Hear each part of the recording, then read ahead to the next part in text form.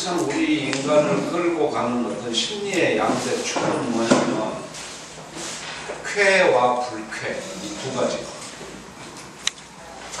그거를 아무리 고상한 이름으로 부르고 뭐 확대 다 해서 수십 가지를 만들 수 있지만 이 전체를 축약해서 들어오면 딱 둘로 떨어져요. 그래서 우리 인간을 끌고 가는 어떤 심리적인 두 축은 쾌와 불쾌입니다. 쾌락은 구하고 싶고 불쾌는 피하고 싶은 거예요. 그래서 쾌락 추구와 불쾌 회피 본능 이 두 가지, 이 둘 사이에서 인간은 움직입니다.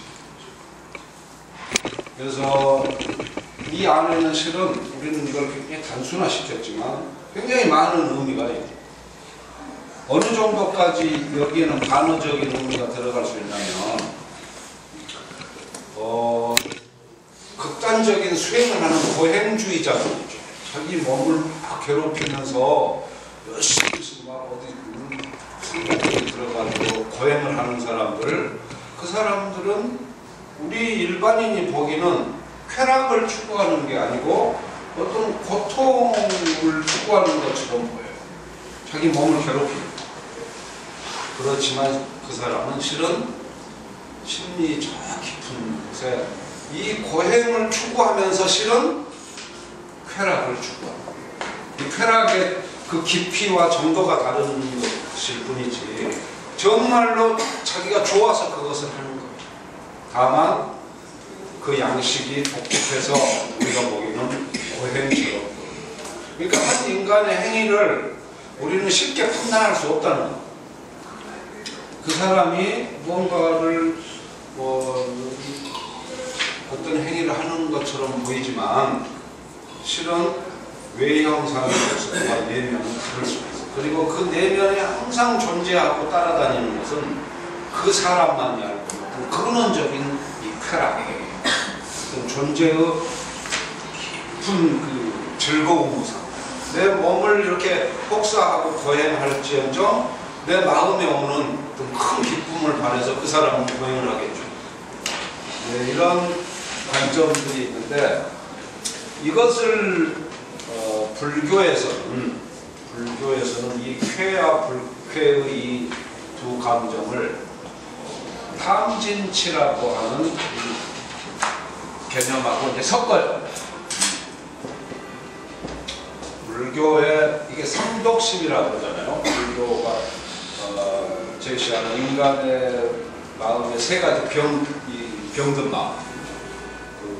가득한 독이 차 있어서 주인을 죽일 수 있는 이 마음, 그 삼독심이라고 하는데 우리 이 공부 간혹 했어요. 탐진치. 탐, 뭔가를 어떤 무엇에 대해서 탐욕을 내는 거죠. 가지고 싶다 이거죠. 뭘 가지고 싶겠어요? 나에게 쾌락을 주는 것을. 나는 영원히 내 마음을 기쁘게 하는 그것을 탐하는 거죠. 뭔가 저 멋진 물건이 있습니다. 그걸 갖고 싶어요. 이게 탐이죠. 근데 이것을 추구했는데 못 얻었어. 그러니까 화딱지가 확 나는 거지. 이게 분노죠. 이게 진. 화가 난다는 거. 그래서 화가 나서 자기가 취하고자 하는 것을 못 취해서 화가 나는데 그것을 깨달은 사람은 각성을 하는 사람이고 그것을 깨닫지 못하는 사람은 이게 어리석다. 그러니까 이 3단계인 거예요. 항상 불교의 이 심리적인 접근 방식은 쾌와 불쾌의 관념은 불경에는 나타나진 않아요. 이거는 현대 심리학자들이 하는 이야기고 이게 이제 불경에 나타난 삼독심인데 이 전개의 과정 전에 실은 이게 있다는 거죠. 내 마음 안에 쾌와 불쾌에 관한 어떤 본능적인 추구가 있어서 그 쾌를 추구했다가 탐욕을 낸다 이거죠. 그래서 순서가 되니까 정리를 한번 해보면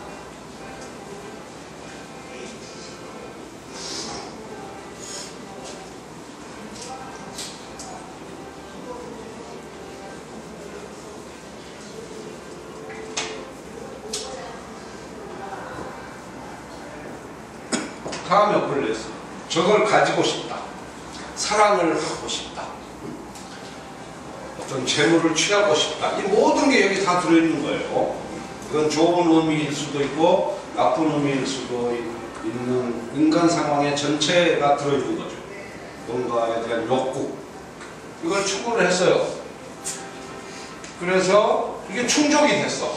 자기의 이 욕구가. 그럼 이게 뭐죠? 이게 쾌라 이거예요. 이게 쾌. 여기서 끝난 거죠. 아, 오늘 기분 좋게 간다. 오늘은 아주 일이 잘 풀려서 좋게 간다. 이렇게 생각하는 거고, 이게 충족되지 않은 거예요. 우리 삶에서 충족보다는 불충족이 많잖아요. 그러면 이때 이제 불쾌가 오는 거죠. 이 불쾌의 반응, 심리적인 반응이 이제 안에서 일어나는데, 이게 바로 진이라 이겁니다. 이 불쾌의 감정을 불교에서는 분노라고 하는 거예요. 진. 네, 어서오세요. 네. 진노했다고 그러죠. 이 불쾌의 감정, 이 분노의 상태, 여기에 1단계 사욕이 있다가 2단계 분노의 상태에 진입하는 거예요. 우리 모든 인간의 마음의 작용이 그런 겁니다. 지금 제일 생각해야 돼요. 그럼 이 분노가 확 일어나는 거를 어떤 사람은 그 중에 알아차리는 사람.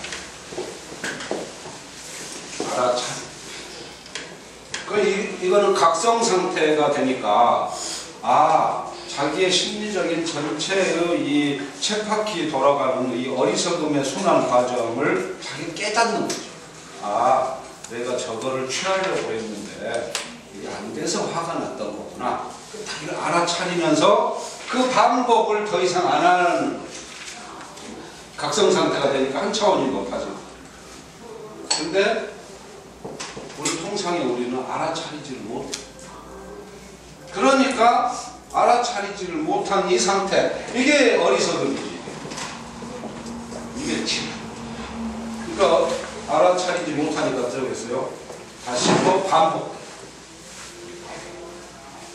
그래서 계속 깜진치가 이 악순환이 반복된다는 게 이게 불교 심리학의 기본 원칙이죠.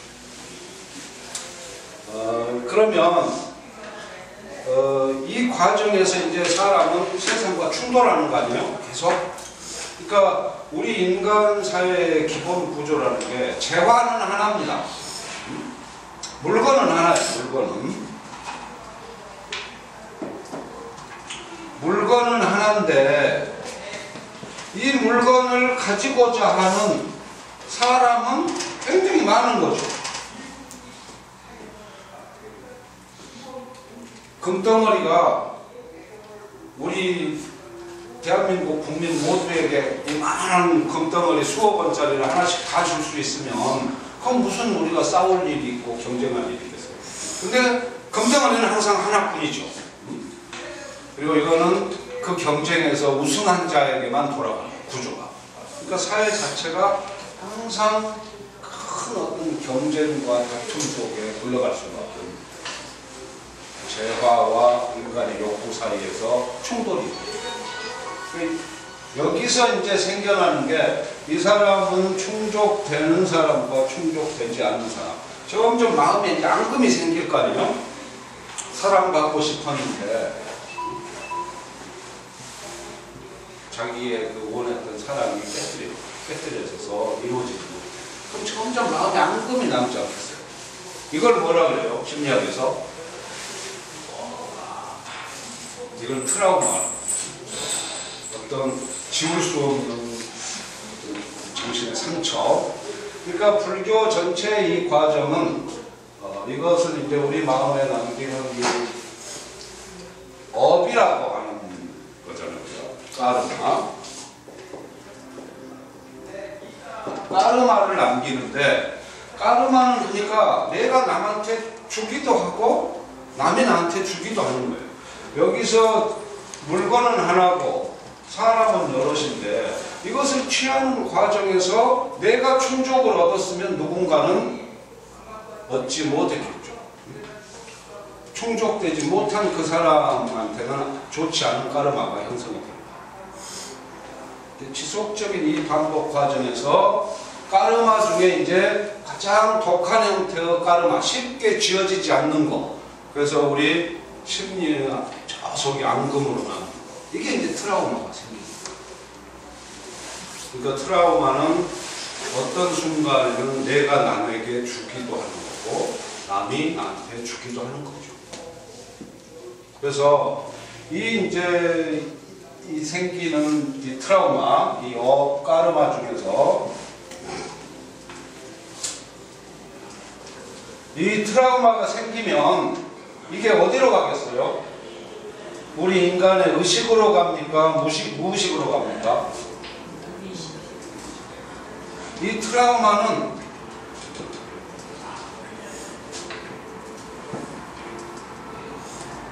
우리 인간의 저 무의식 속에 앙금처럼 내려요.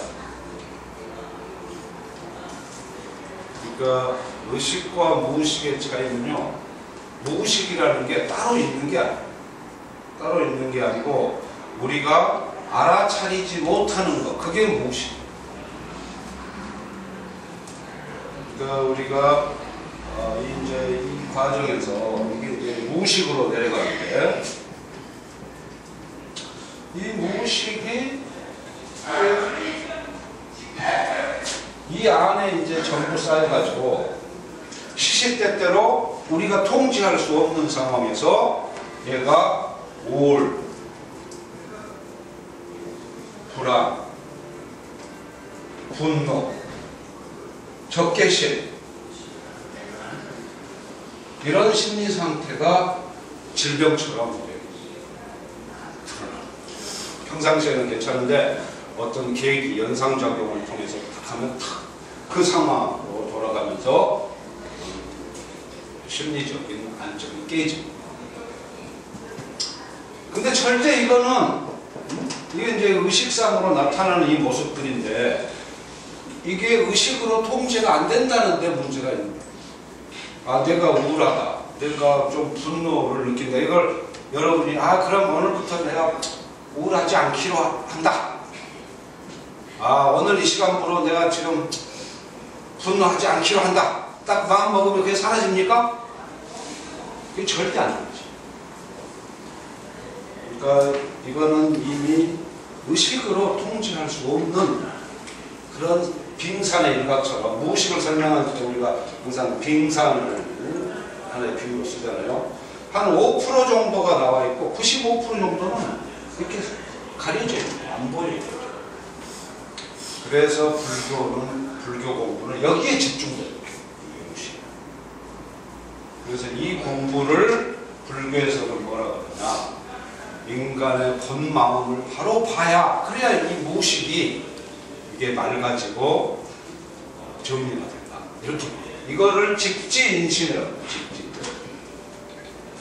직지인신.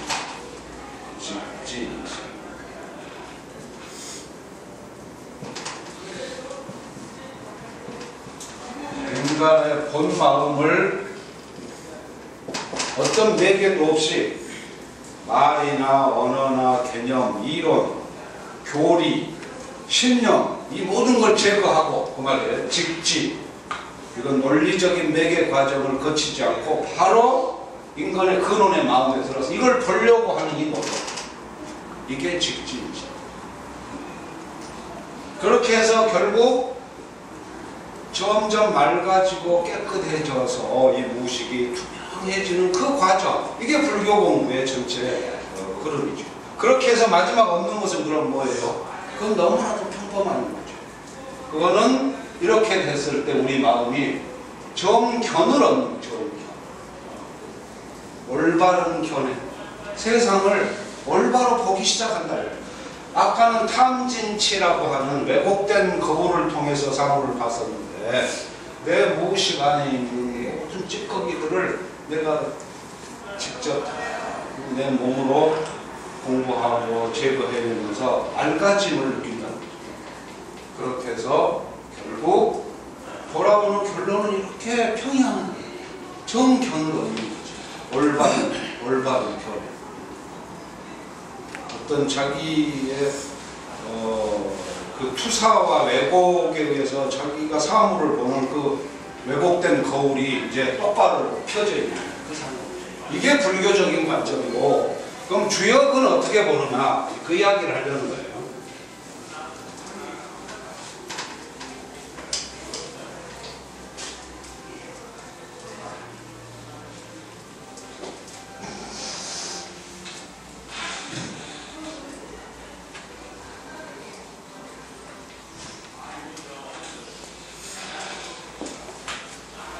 가 있어요. 이제 이거는 뭐 피할 수 없는 거예요.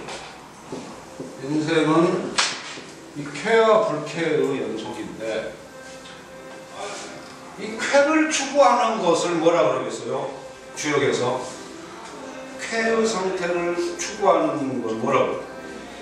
이게 길이지, 이게 길. 우리가 지금 주역에서 기륭 5단계가 있었죠? 기륭 5단계가 뭐였어요? 복습을 해봅시다. 길, 흉, 길이 있고 흉이 있지, 크게. 그 다음에 그 사이에 후회스러운 마음, 후회스러운 일. 그 다음에 린, 이게 뭐였죠? 부끄러운 일, 쪽팔리고 세상에 남 부끄러운 일. 후회스럽고 부끄러워. 그 다음에 또 하나가 뭐였죠? 5단계 기륭, 해린, 무구. 무구가 중요하다고 그랬죠?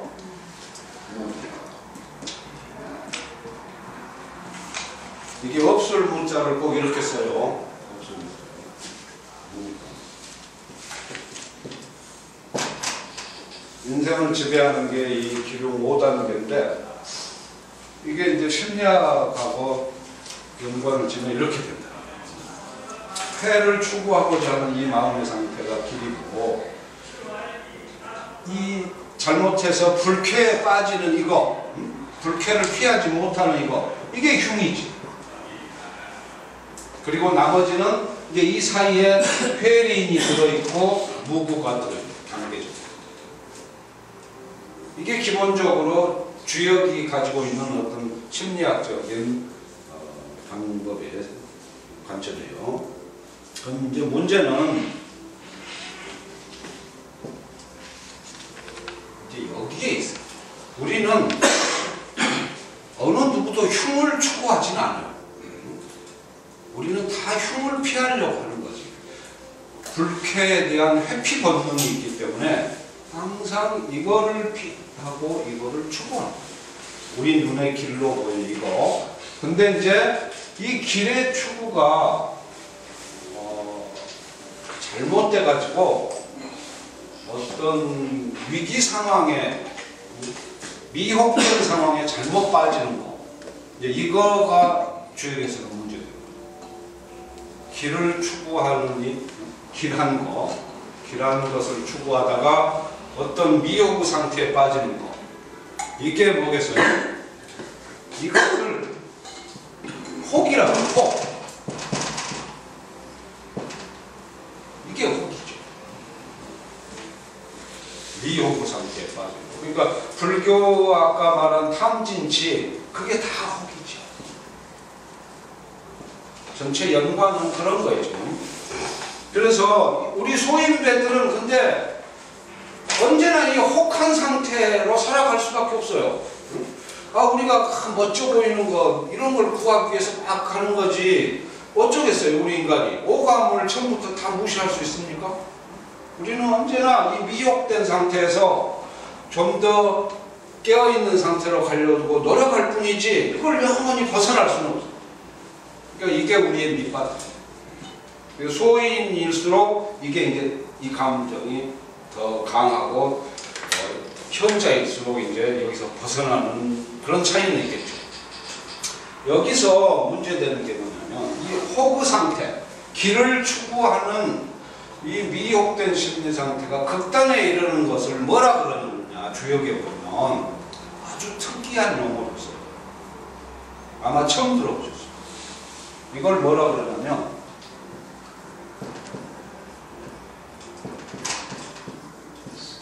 예, 읽어보세요. 이거 뭐예요? 순길. 해석해 보세요. 무슨 뜻이겠어요? 순길. 순길. 전혀 아니지. 정반대. 이 순자가 어디서 본 적 있죠? 왕이 죽으면은 너희들이 따라 죽죠. 순장할 때 그 순자예요. 이게 따라 죽을 순자예요. 그러니까 나라를 위해서 죽은 사람을 뭐라 그래요? 순국했다. 순국열사. 그게 순국이에요. 나라를 위해서 죽은 사람. 자기 믿음을 위해서 죽은 사람을 뭐라 그래요? 순교. 이 순이라는 글자는 따라 죽는다. 이게 이 죽을 사자가 여기 써졌잖아. 앞에. 이게 죽음을 뜻하는 거예요. 근데 순길은 뭐냐면 너무 길한 것을 추구하다가 미혹돼서 그게 뭔지도 모르고 따라가다가 그게 미혹돼서 죽은 거를 순길이라고. 우리나라에 지금 이제 순교자나 순국하는 분은 없어요. 근데 순길자는 많아. 어디에 가면 많아요? 이 순길자들이 어디 있는데 한 장소 정선 카지노. 정선 카지노 가면 순길자들이 돈을 들고 나래를 이렇게 서 있어요.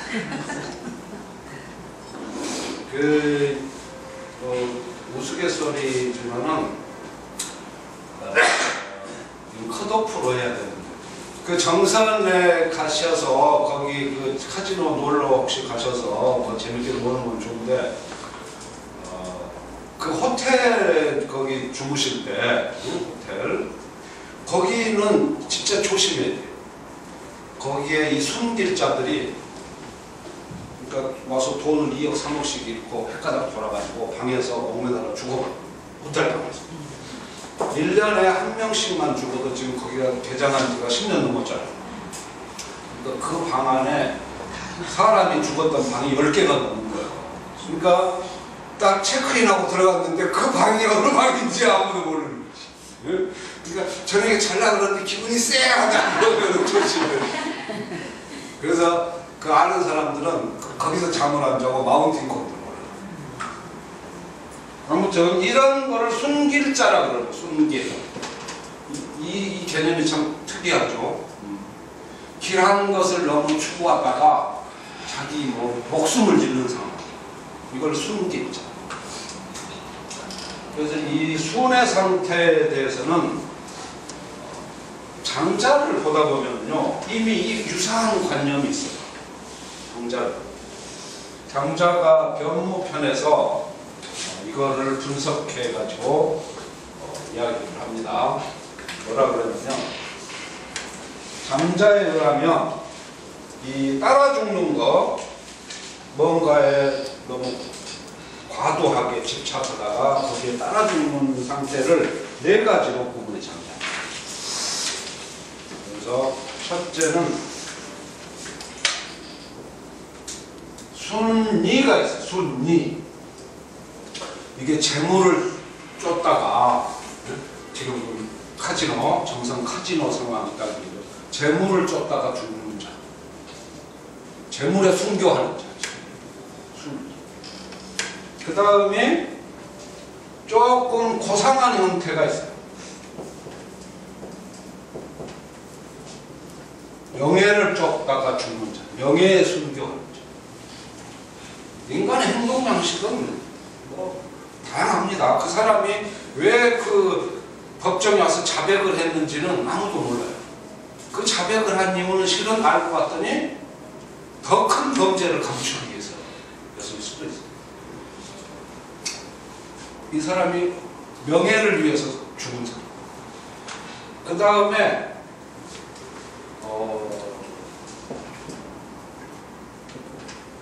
가문을 위해서 죽은 사람. 가문. 순가. 점점 범위가 확장되죠. 그 다음에 맨 마지막은 그럼 뭐가 있을까요? 순천하. 이 세상 천지를 위해서 순. 이상하게 순국이 없어요. 순국이. 순국이 없어. 그러니까 고대 중국이란 땅덩어리는 국가의 경계가 뚜렷하지가 않았다는 게 이 문장을 알아요. 그래서 그 제자 백가의 그 제자 이 마스터들, 그 사상가들, 이 사람들이 중국 그 수십 개 나라를 마차 타고 이렇게 돌아다니잖아요. 국경의 개념이 별로 뚜렷하지 않은 거예요. 그래서 순국한다는 개념이 형성이 안 돼 있대요. 그러니까 순국의 개념은 이거는 18세기 이후 민족국가의 이 형성과 관련이 있어요. 그러니까 유럽으로 치자면은 오를레안의 잔다크 이후에 생긴 게 전 세계 옛날에 이 나라라는 개념이요 그렇게 뚜렷한 게 아니었어요. 그냥 이게 서로 섞이면서 이동하고 저도 이걸 보다가 여기 순국의 개념이 없다는 거 그게 좀 특이했는데 이 순리 하는 자 이익에 목숨 걸다 죽은 자 이 사람은 누구겠어요? 이게 전형적인 소위 얘가 소위 우리들 말하는 거예요. 그 다음에 명예에 목숨 걸다 죽은 이 사람이 뭐겠어요? 이 사람이 선비지. 선비는 명예를 중시하는 명예를. 그 다음에 가문을 위해서 그냥 죽어. 가문에 우리 가문 옛날부터 내려오는 이 가문을 내가 지키다가 장면이 죽어. 이 사람은 누구냐? 대부의 대부. 왕 밑에 귀족급들 있잖아요. 이제 왕으로 보면 나라가 이 사람의 이 집이겠죠. 가하고 같은 개념이죠. 그 다음에 순천하. 이 사람은 누구겠어요? 이 사람은 성인이지, 성인.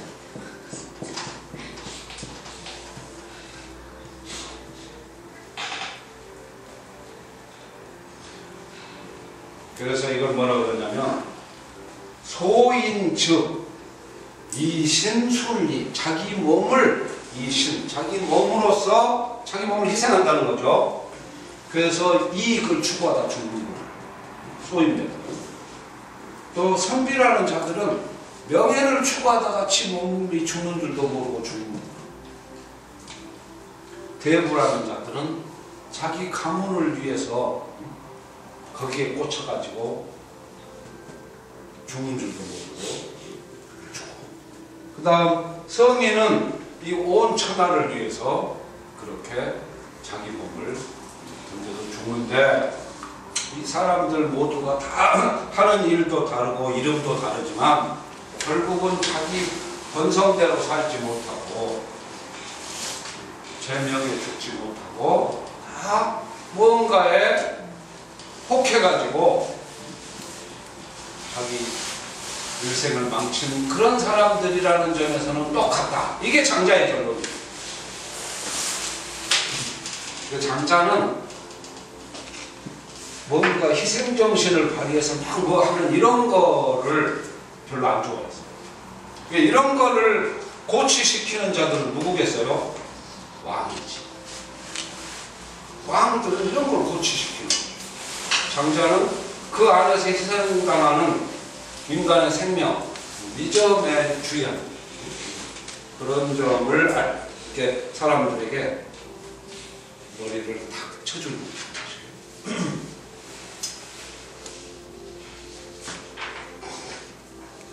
그래서 이 주역을 공부하다가 저도 순길자라는 이 용어를 보고 상당히 좀 충격적이었는데 결국 주역은 그럼 뭐냐? 우리가 이 미호구 상태. 그래서 너무 순리하고 순명, 순가하는 이런 미호구 상태를 우리가 벗어나는 거예요. 뭔가 혹한 상태를 벗어난 이걸 뭐라 그랬어요? 우리 주역 전체의 용어 중에 우리가 첫 시간 때부터 굉장히 어떤 중요한 개념을 가지고 쭉 이야기를 했었죠. 그게 뭐겠어요? 이 호그 상태, 지금 이게 다 혹입니다. 미혹된 상태. 주역은 이걸 벗어나는 겁니다. 이게 뭐냐? 이게 고들정죠. 결국 주역이라는 공부는 이 고들정자, 이거 한 글자 공부합니다. 어떤 상황에서도 자기 스스로가 미혹되어 있는 순간 알아차리고 자기 본 마음으로 돌아오고, 이게 고들정자예요. 이 정은 경전에 보면 정은 정야이니라, 정과 바를 정과 같으니라. 그러니까 결국 이것은 바른 마음을 공부하는 거죠. 고들정자 하나 이거.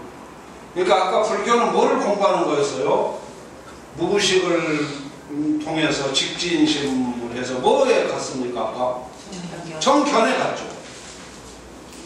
주역은 정심으로 똑같은 거예요.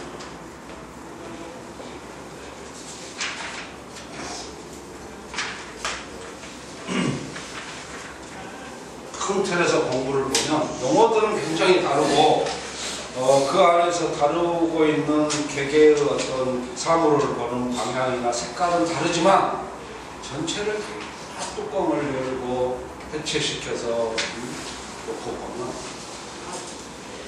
하나의 자리로다.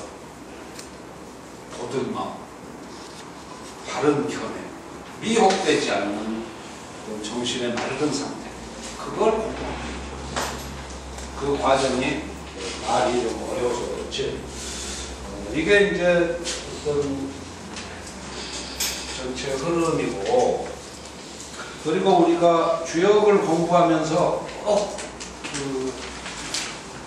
그냥 지나칠 수 없는 게 하나가 또 있어요. 우리 생활 속에 주역의 관념은 실은 굉장히 깊이 들어와 있어요. 우리가 잘 몰라서 그렇지. 우리가 그 어떤 일을 당할 때 가장 흔히 쓰는 용어 중에 하나가 어떤 말이냐면은 궁죽통이라는 말이에요. 궁죽통. 그런 말 자주 쓰시죠? 궁죽통. 또 아닌 것처럼 궁하면 통한다. 궁죽통이라 늘 쓰시잖아요. 옛날 어르신들. 궁죽통. 이 궁죽통,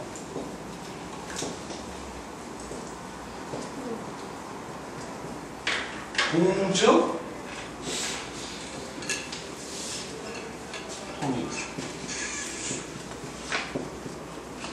이게 지금 우리 흔히 쓰는 용어예요. 궁죽통이라고.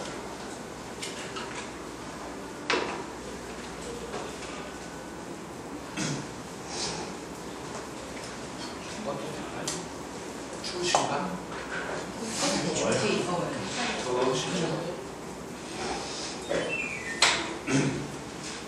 궁죽통이라는 이 유명한 이 말이 개사전, 주역, 우리 지금 공부하는 주역 개사전에 나와요.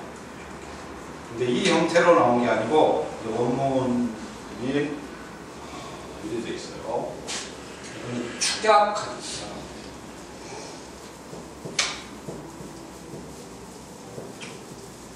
먼저 이 궁이라는 것은 뭐냐? 궁한 상태죠. 사물이 궁극에 이르러가지고 더 이상 옴짝달싹할 수 없는 것. 이게 궁이에요. 궁지에 몰린 거예요. 야, 요즘 내가 궁하다. 야, 요즘 내가 궁해. 그러니 이게 의미 뭐니? 움직이려면 쩐이 필요하니까. 내가 그 궁지에 몰려. 이게 궁이에요. 다할 궁자지. 영어로 치면 이게 exhausted, 완전히 소진된 상태. 그러면 이제 이 사람이 살아갈 길은 하나밖에 없죠. 어떻게 해야 되겠어요? 이 상태에 이르면은 이 상태로는 못 사는 거죠. 이 사물이 어떤 하나의 극에 달해 있는 이 상태는 더 이상 살 수 없는 거죠. 그러니까 궁하면 변해. 그 다음 단계가 어떤 상황이 끝까지 지속돼 가지고 더 이상 이제 여기서 발전할 수 없는 사물의 궁극의 그 막힘, 여기에 딱 부딪히면 이 길로 가면 안 돼. 이거는 이제 끝나는 거지. 더 이상은 공적 변. 공하면 변. 첫 단계가 변화. 변화를 거부하면 안 돼. 그러니까 이 사람도 이렇게 궁하게 된 이유가 실은 자기한테 펼쳐진 인생이 너무 좋았기 때문에 거기서 단물만 빨다 보니까 궁하게 된 거야. 그때 변화에 대처하지 못해.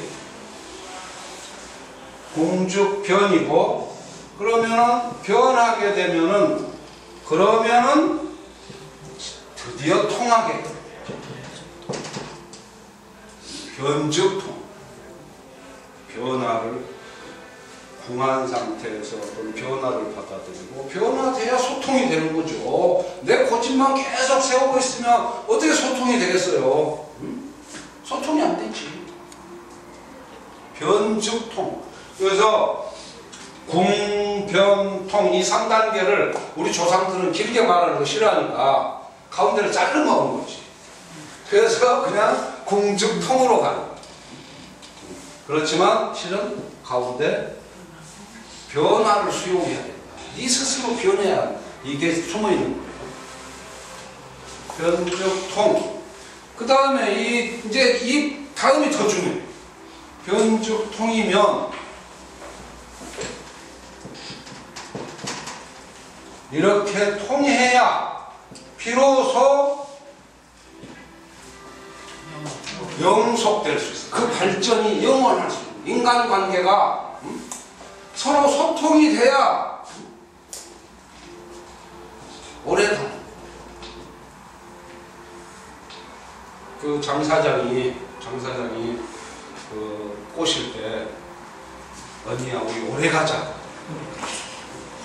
타짜에서 그 말 나오잖아요. 오래 가자. 그 오래 가려면 통해야 되는데 이 새끼가 쟁뱅이여가지고 돈도 안 쓰고 그런데 뭘 통하겠어요. 안 통하지. 통해야 통 좋고.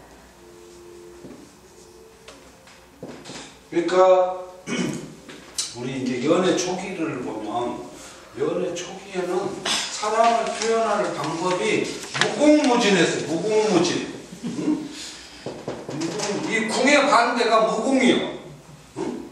그때는 언니가 머리만 이렇게 빗어도 오빠가 너 스타일이 이렇게 달라졌어 그러면서 막 눈을 크게 뜨고 바라보고, 나중에는 머리를 20만 원 들여가지고 새로 하고 왔는데도 남편이 텔레비전으로 멀뚱멀뚱.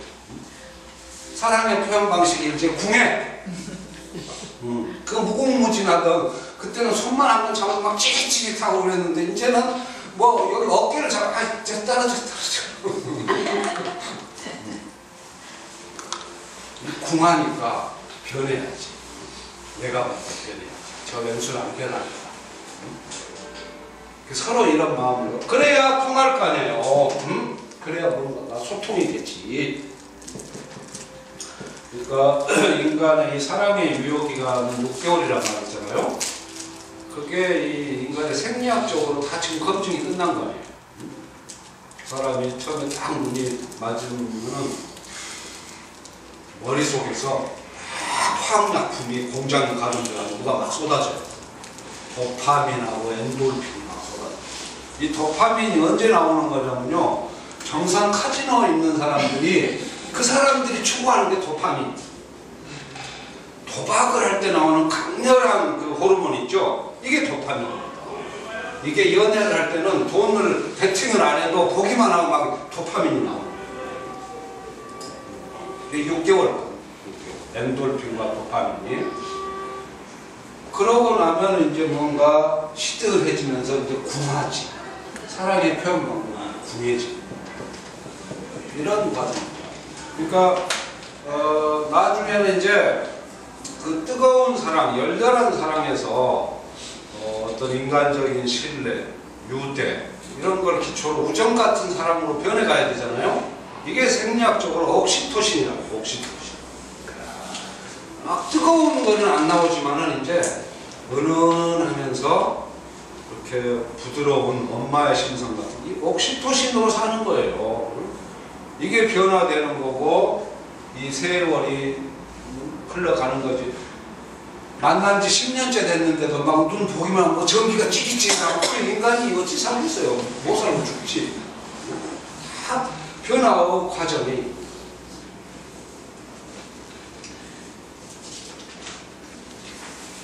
그래서 이 전체를 놓고 보면 결국 핵심은 이 통이지.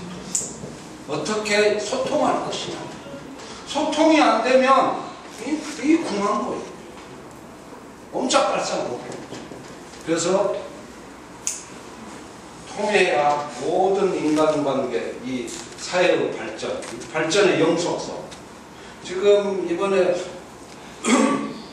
9시 뉴스 청와대가 내부 이렇게 TV를 보다 보니까 이렇게 문 대통령 뒤에 뒤에 큰 이렇게 액자에 써졌는데 딱 이게 써졌더라고요. 먼저 유심히 봐보세요. 청와대 나오면 통주구.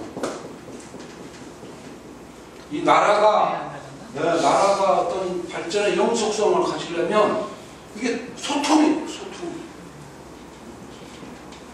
재벌들하고도 소통이 돼야 되고 노동자들하고도 소통이 돼야 돼요. 각계각층과 이 소통. 이 문 대통령이 이 점에서 이걸 써서 걸어냈죠. 이 통이 핵심이에요. 동양 철학의 핵심은 주역도 그렇고 노자 정부라도 결국 뒤집어 놓고 통으로 돌아오는 걸 알죠. 이 통을 장자는 뭐라 그러냐. 이 지금 주역에서도 공주통, 통에 대한 어떤 관점을 보이고 있지만은 이게 지금 주역이에요. 두 번째 장자는 뭐라 그러냐. 장자. 우리 옛날 장자 공부했던 거 한번 생각해요. 장자가 모든 전체 삼남한상을 다 하나로 뭉뚱그려가지고 내린 결론이 도라는 것은 통하여 하나가 되는 것이구나. 도통이.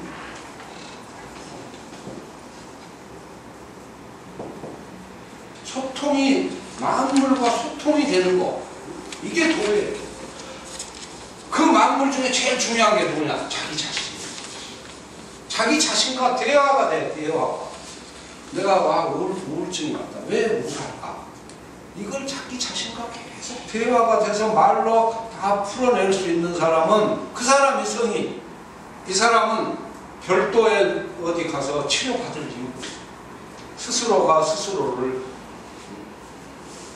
이견대 자기를 통해서 대화가 소통.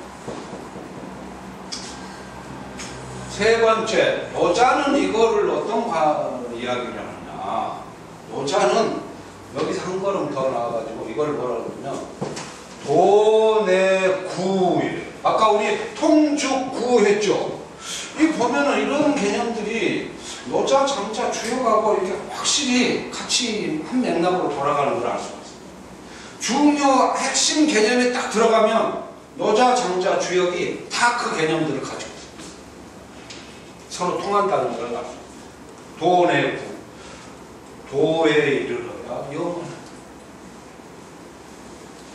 여기에 이제 이 전체 흐름을 노자가 뭐라고 그러냐면 공내왕. 공정하면 왕과 같이 되고. 이게 단계가 있어요. 이게 마지막 단계인데 왕이라는 게 모든 국민들한테 공정해야 되죠. 공정해야지. 어느 계층에만 뭘 잘하고 어느 계층을 뭐 개무시하고 이러면은 왕으로서의 공정성은 이런 거잖아요. 공정하면 왕과 같이 돼요. 집에서 아이를 기를 때도 마찬가지입니다. 공정해야 돼. 그리고 왕과 같이 되면 왕내천이 하늘과 같이 돼. 그리고 하늘과 같이 되면 천내도, 도와 같이 돼요. 그래서 도와 같이 되면 그때 그 발전이 영속하게 돼요. 그래야 오래 갈 수 있다. 이 단계에서 공내왕, 왕내천, 천내도 다 똑같잖아요. 범주, 통, 여자, 장자, 주역, 이 중요한 이렇게 인생을 볼 수 있다. 또 13, 이건 읽을 수 있네. 제23 산지, 그 다음이 뭐죠? 여기서 탁 막혀버리네. 녹자도 아니고 이자도 아니고 섞였어. 이게 박이에요. 박. 박자요? 박탈한다고 할 때 껍질을 벗긴다. 박피. 응? 이게 벗길 박자예요. 박탈. 껍질을 쪼갠다. 벗겨낸다. 여기 봐보세요. 흥분해요. 이게 뭐죠? 이 자세히 보셔봐. 이 글자가 뭐야? 이 칼이 붙어있죠. 칼도자. 칼로 깎아내. 껍질을. 글자 한문은요, 유심히 보고 있으면 거기 다 단초가 들어있어요. 이게 벗겨낼 박자입니다.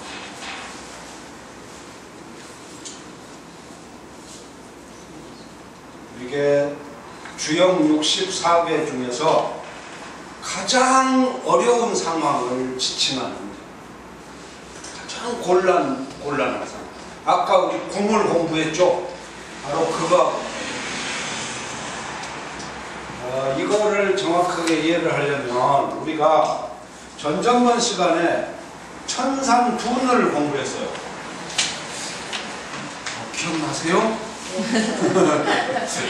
우리가 전전번 시간 천산둔을 했어요. 천산둔은 상괴는 천이요, 하괴는 산이죠. 그 전체 흐름을 좀 이해를 해야 돼요.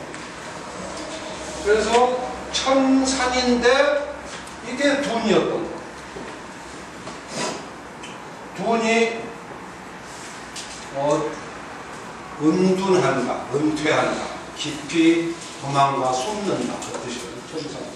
왜 이게 천산둔이냐, 은둔해야 되느냐? 이 시국이 어떻길래 은둔해야 합니까?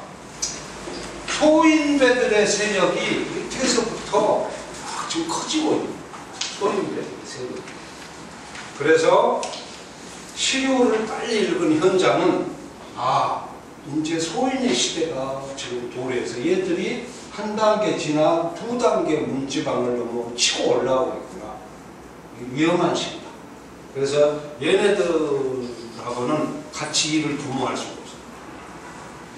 그래서 이런 소인의 시기에 성인은 어찌해야 되느냐? 자기 몸을 감추고 숨어야 돼. 이게 천산둔의 그 괴의 뜻이었어요. 이해되셨죠, 그때? 근데 이 산지박은 우리 그려봅시다. 산지박은 요 위에 하나 딱 양괴가 있고 이게 다 껍질이 벗겨져 있어요. 누가 칼 들고 이 양의 껍질을, 양의 이 기운을 다 칼로 깎아내버려요. 한 번 깎아내고 두 번 계속 깎아내가지고 맨 마지막 절체절명의 어떤 위기 상황에 딱 내고. 그래서 이 64개 중에 가장 험한 그 상황을 지금 상징하는 거예요. 이게 산지박인데, 그러니까 이게 보세요.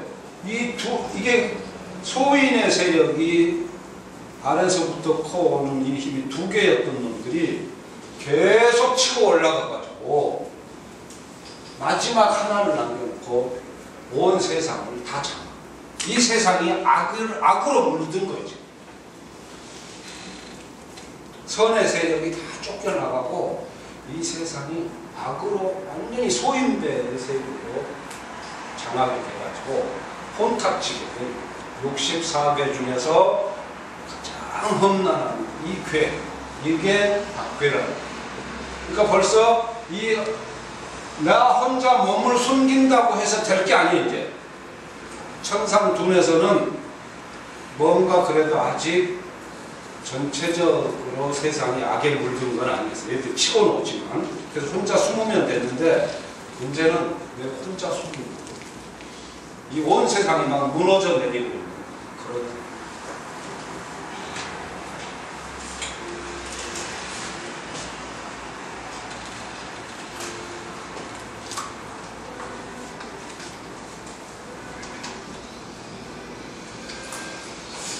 풍지박산. 풍지박산. 완전히 무너져 내린 상황. 그래서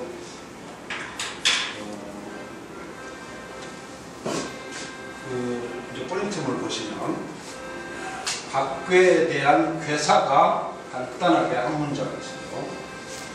그때 우리 이 공부는 한번 했어요.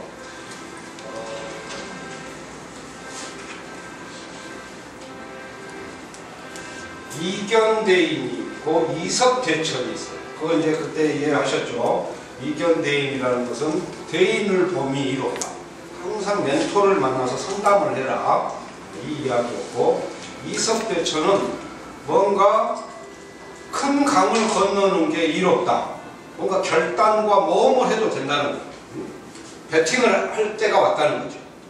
그러니까 이거는 언제겠어요? 군자의 시대가 도래해서 세상이 잘 풀려가면 그때는 항상 이 괴가 이섭대천이라고 해요. 아, 이때는 모험을 해라. 배팅을 하라는 거죠. 한번 네 결단을 가지고 쳐봐. 근데 상황이 안 좋으면은 이섭대천이 탁 끊기고 거기서 불이섭대천. 모험하지 마. 큰 강을 건너는 것이 해롭다. 이렇게 나와요. 그 중간쯤에 있는 게 이게 유유왕. 이 유자가 장소, 그 어떤 곳을 뜻한다는 것. 이 소자하고 같다는 걸 그때 공부했죠, 우리. 유유왕. 해석을 하면 갈 곳이 있다. 갈 왕자. 곳, 장소, 그것이 있다는 거죠. 갈 곳이 있다. 갈 곳이 있는 것이 유리할 때가 있고 불리할 때가 있어요. 주역의 관점은 이 세 가지를 수거처럼 쓰거든요. 그래서 항상 이 유유왕을 놓고 판단을 하는 거죠. 근데 이런 박의 시대, 온 세상이 무너져 내리는 이 시대에는 사람이 함부로 돌아다니면 되겠어요, 안 되겠어요? 이게 그 말이에요. 적극적으로 행동함이 좋지 않다. 이 말을 이렇게 합니다. 그래서 분리유유왕. 좋은 때는 이유유왕 이렇게 돼 있어요. 근데 박괴 때는 어디를 가서 뭔가를 도모한다는 거. 이게 좋지 않다. 적극적으로 행동함이 좋지 않다. 그걸 이렇게 말합니다. 이게 이제 박괴에 대한 전체적인 상황입니다. 그러니까 여러분이 뭔가 몸을 움직이고 싶을 때 핵심은 상황에 대한 판단을 어떻게 하느냐는 거예요. 박의 상황을 박인 줄 모르면 그러면 이제 문제가 터지는 거죠. 그래서 제 1효를 보면 1효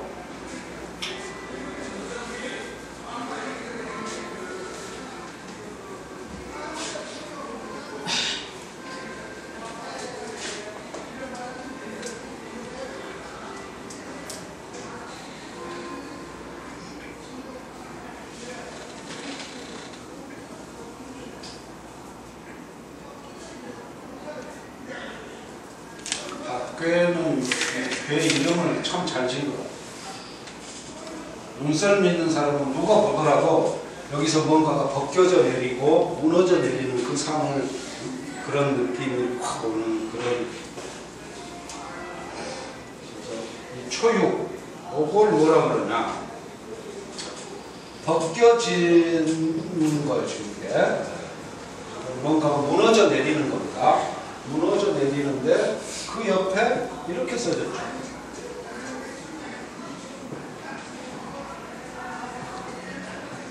이게 지금 우리가 밥상, 책상 할 때 상자를 어떻게 써요?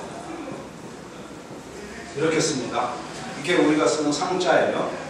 근데 이게 상의 번자가 있고 옛날에는 이렇게 썼어요. 그러니까 상이나 침대 같은 거를 이렇게 써요. 주역 공부가 좀 까다로운 게 자꾸 옛날 영어를 이 사람들이 쓴다는 거예요. 업술 문자도 보셨지만 이런 게 조금 까다롭긴 해요. 침대, 상, 인간이 자는 그 침대도 상이죠. 침대를 무너뜨립니다. 이제 제일 처음에 소인배들이 하는 짓거리가 어떻게 시작이 되느냐. 이 시뮬레이션의 첫 단계, 여기서 2조 침대의 다리를 부러뜨립니다. 침대를 부러뜨리는데 먼저 그 다리를 부러뜨립니다. 이제 시작하는 거죠. 악의 무리가 준동하기 시작하는 것을 이렇게 표현합니다. 그리고 이 자들은 그 옆에 있는 글자도 어렵죠.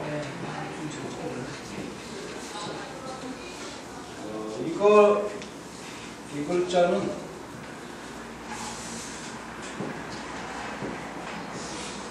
요건 올해 지금 무술년 할 때 숫자거든요. 그 위에 지금 이게 붙은 건데 이게 경멸한다는 뜻이에요. 우리가 경멸할 멸자, 경멸. 이게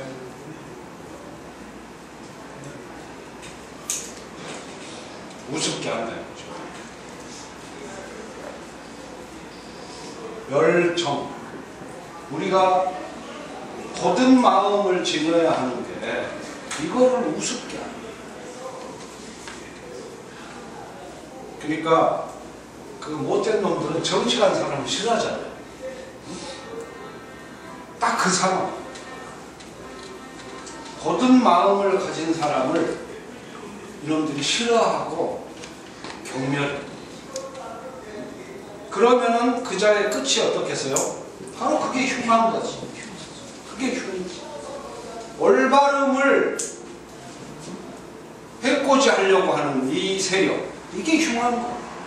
이게 박의 시대의 첫 장이 이렇게 이루어집니다. 항상 기본적인 마음의 태도가 잘못되어 있는. 그 다음에 두 번째는 박상이 여기까지 같아요. 조금 이제 더 무너뜨리는 힘이 침대 위까지 점점 이제 올라오는 거죠. 그것을 변이라고 합니다. 이런 글자들은 이 용례로는 거의 쓰이는 일이 없으니까 이게 우리 분별한다고 그럴 때 그 변자거든요. 분별한다고 할 때. 근데 여기서는 이 뜻으로 쓰는 게 아니고 침대의 다리하고 그 상판 연결되는 동체 있죠? 그거를 이걸 변이라고.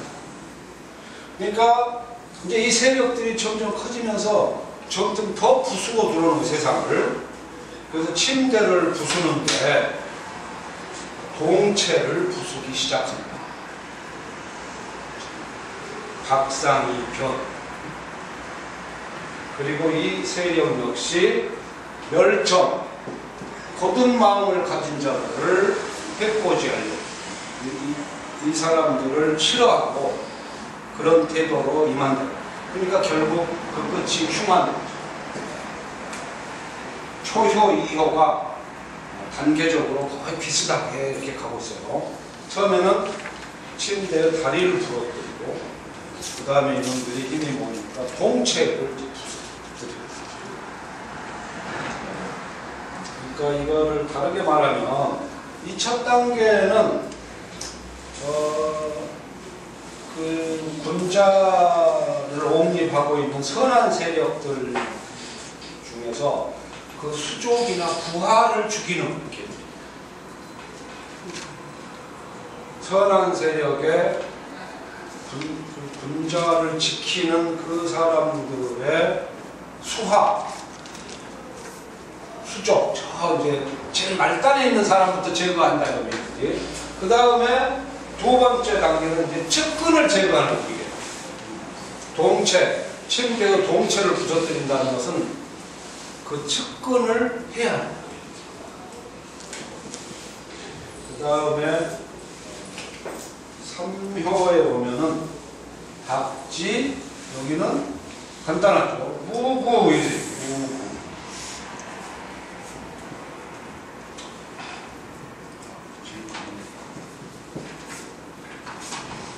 그러니까 이것도 무너뜨리기는 무너뜨리는데 지금 계속 무너뜨리는 전체적인 그 6단계의 진행 과정을 애리하게 이렇게 분별해보는 거예요.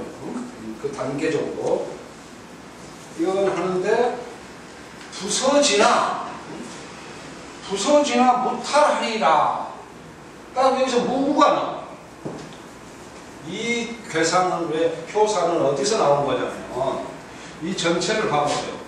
얘네들은 일하고 사하고 응이 이루어졌어요, 안 이루어졌어요? 이죠? 안 이루어졌죠.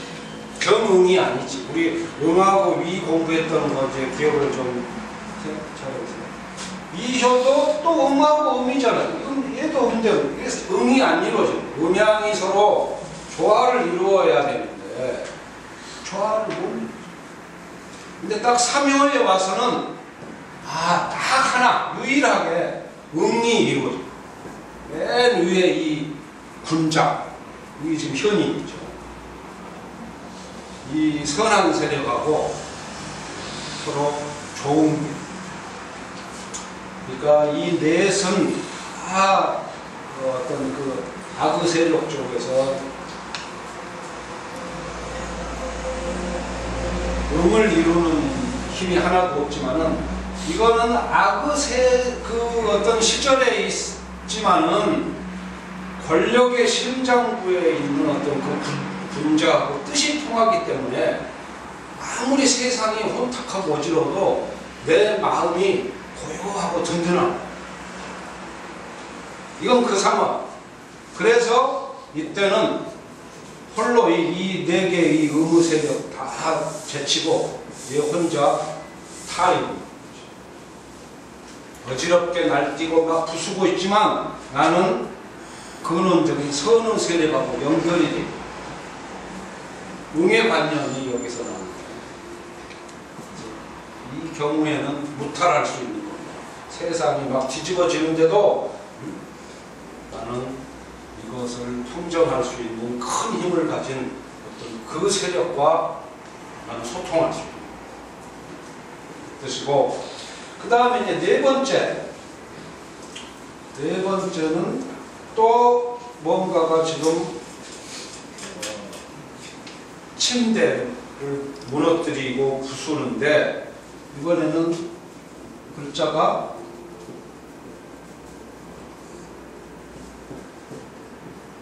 이게 뭐죠?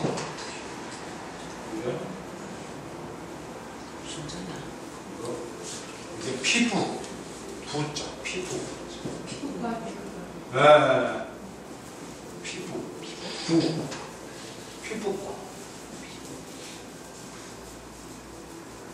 그러니까 사람으로 치면 이게 살갗이잖아요. 피부. 침대로 치면은 이게 뭐냐면 침대 위에 까는 깔개. 그러니까 악의 세력이 이제 밑에서부터 침대를 부시고 계속 올라와 가지고 거의 이제 사람의 몸에 이르는 단계에 된 거예요.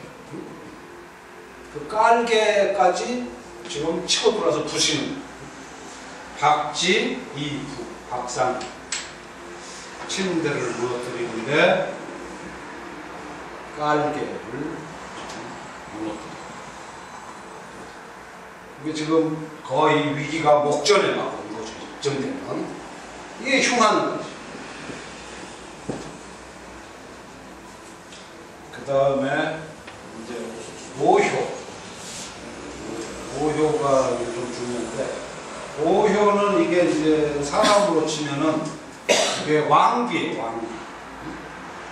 남자로 치면 왕이고 여자로 치면 음효니까 왕비죠.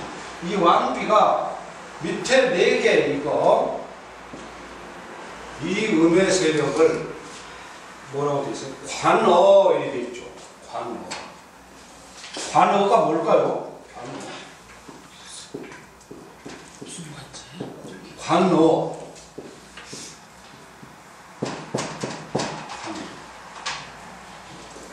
이 관이 뭐죠? 꼬치를 꿰는 거. 뚫어가지고 뚫어서 꼬치를 꿰는 것을 관이라고. 그러니까 관어라는 거는 고기들을 줄줄이 이게 꼬챙이로 꿰가지고 여기 있죠. 하나, 둘, 셋, 넷. 이것을 줄줄이 꼬챙이로 꿰서 기강을 딱 잡는 상황을 이렇게 표현합니다. 기강과 질서를 잡아서 이 궁인총 왕이 궁인을 총해. 이게 이 안에 지금 질서와 어떤 기강이 다 확립된 상태입니다. 그러니까 소인배들이 엄청 날뛰고는 있지만 그 와중에라도 이 소인배들을 굴비 꿰듯이 딱 꼬챙이에 꿰가지고 기강과 질서를 잡는 상황을 말합니다. 그래서 왕이 이 군인들을 그 질서와 서열 속에서 총애를 하는 이 상황.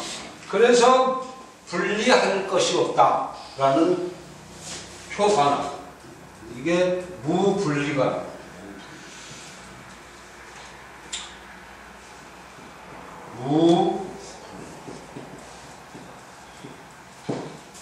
여기까지 보고 생각을 해보세요. 맨 처음에 우리가 박괴라고 하는 것은 주역 64개 중에 가장 위기의 상황이다. 인생으로 치면 절체절명의 상황이다. 이렇게 정의를 했잖아요. 그랬는데 역시나 보니까 흉자가 많아. 그렇죠. 제1효가 흉이었죠. 이게 흉이었어요. 2효가 흉이었죠. 3은 때문에 얘가 면했죠. 그 다음에 역시 4효 또 흉이죠. 하나, 둘, 셋이 흉. 여기서 우리가 눈여겨볼 부분은 전체적으로 이렇게 거대한 악의 세력이 지배하는 흉의 시대에도 자기가 판단을 잘하면 3효처럼 무탈할 수 있다. 여기서 무탈할 수 있고 5효처럼 분리할 것이 없다. 이렇게 될 수 있는 이런 가능성이 있다. 개개의 상황에 깨어있을 필요가 있다.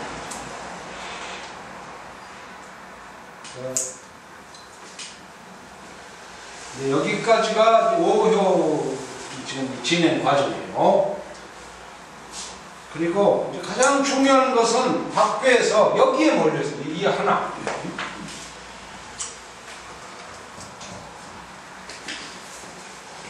이거를 뭐라고 하는가. 이게 중요합니다. 이게 중요해요. 석과 불씨. 이거 혹시 들어보신 적 모르겠어요. 있으신지. 석과 불씨. 석이 큰 석자입니다. 공부를 많이 하는 학자를 뭐라 그래요?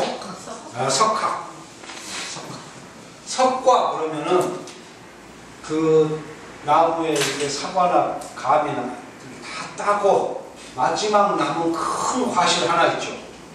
바로 이거 석과. 마지막 남은 큰 과실 하나. 그걸 석과라. 그래서 그 큰 과실 크게 이거예요. 바로 이거. 이 세상이 지금 막 무너져 내립니다.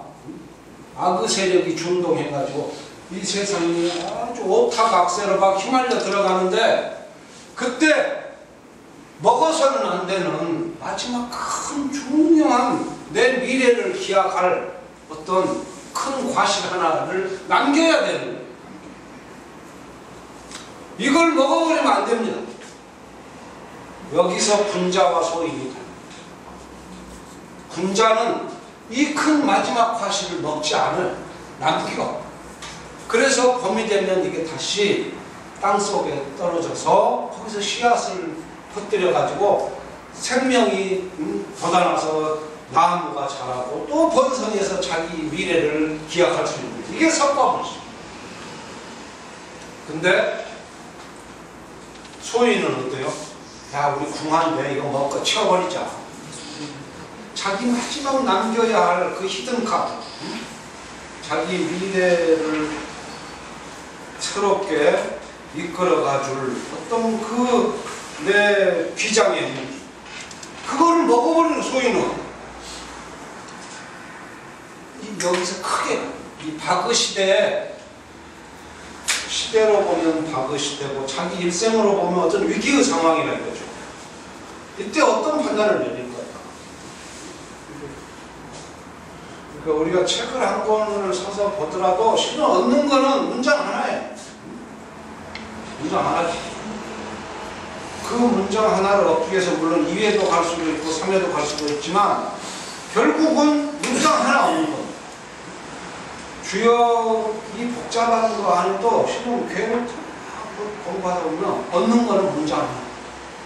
우리가 박괴에서 얻을 문장은 바로 이 석과. 마지막 남은 큰 과실은 먹지 않는다. 여러분의 석과는 뭡니까?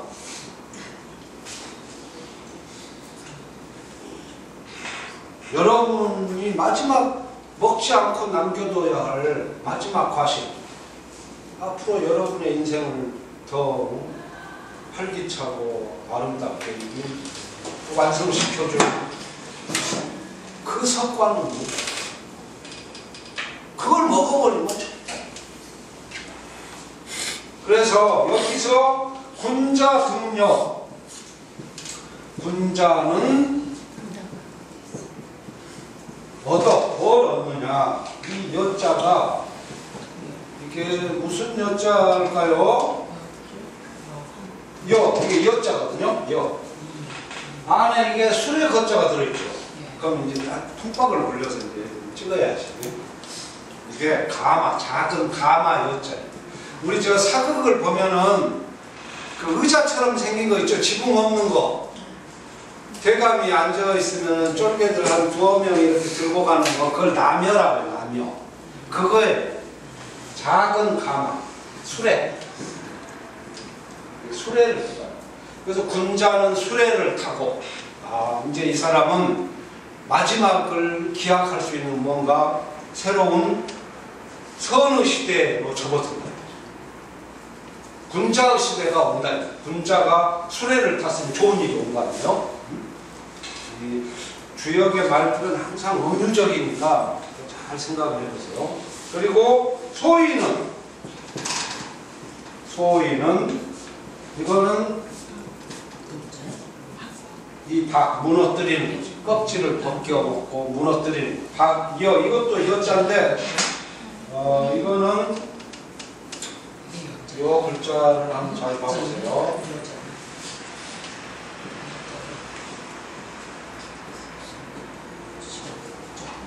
이 안에 들어있는 글자는 보셨을 거예요. 지금 쓰는 이 글자는 노자, 노씨들 있죠?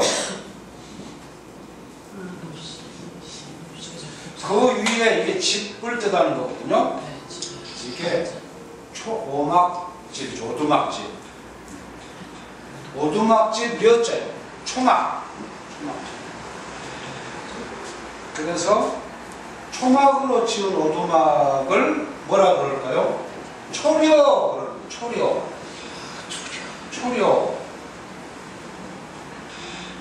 초막으로 지은 오두막집을 초려. 그런데 초려 그러니까 앞에 뭔 투자가 생각날 것 같죠? 삼고초려. 그 제갈량이가 그때 쓰러져가는 이 오두막집에서 살고 있었다. 이게 와룡이지. 그래서 아직 때를 못 만난 용이 초막집에 쓰러져가는 초막집에 있는 거를 유비가 3번이나 찾아갔다는 거예요. 거기 이 초려입니다. 이게 이 소인이라는 놈은 먹지 말아야 할 지 인생의 마지막 히든 카드를 먹어치워가지고 이 그 지 살고 있는 그 작은 초막집까지 이것까지도 부셔버리는, 무너뜨리는, 망하는 터지. 여기서 얘는 끝장이 나는 거고 여기서 군자는 살아나는 거죠.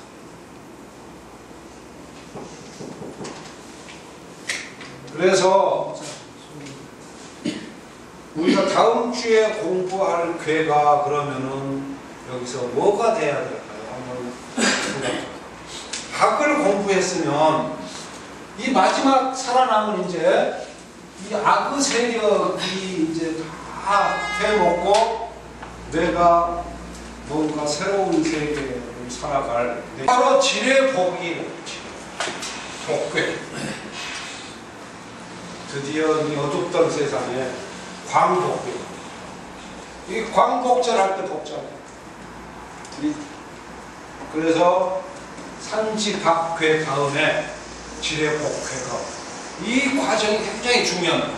주역 전체 흐름 중에서 이 박에서 복으로 가는 이 과정에 대한 이해, 여기에 아주 깊은 의미가 있다고 생각합니다. 그래서 우리나라를 살펴보면 이 지금 우리나라가 험난한 과정을 많이 거쳐왔지만 우리가 이 산지박 전쟁이 일제치하에 그렇게 개고생하고 거기다가 또 전쟁이 터져가지고 완전히 폐허가 된 그때가 이게 박의 상황이었겠죠. 완전히 벗겨져 버린 거죠. 모든 쓸만한 것들이. 그리고 온 세상이 악의 세력으로 가득 차. 이때 우리나라의 석과는 그럼 뭐였을까요? 뭘 우리가 이때 먹어버리지 않고 잘 보존했기에 그 불쌍하던 나라가 지금 세계 10대 경제 강국이 돼서 오늘 이 자리에 그나마 왔습니다. 제 생각은 그렇죠. 그 뭉치는 힘인데 그때 우리가 그 뭐를 보존했기 때문입니다. 저는 그게 교육입니다. 우리나라의 석과는 교육. 우리가 무슨 기름이 납니까? 무슨 가스가 납니까? 천연 자원이 있습니다. 그러니까 나라가 망하면은 야 망해서 그냥 다 끝났다 이런 민족도 있지만 야 이럴 때일수록 배우자. 응? 이럴 때일수록 그래서 우리 부모님들이 당신들은 못 배웠어도 자녀들 다 교육시키고 그랬잖아요. 그 힘에 우리가 여기까지 오지 않은 것입니다. 주역 전체를 통해서 중요한 인생을 보는 통찰들이 얘기한 그런 문장들이 몇 개 있지만 이 석과불식, 큰 과실은 먹지 않는 이게 저는 굉장히 좋은 그런 글이라고 생각합니다. 오늘은 머리에 지났으니까 마치겠습니다.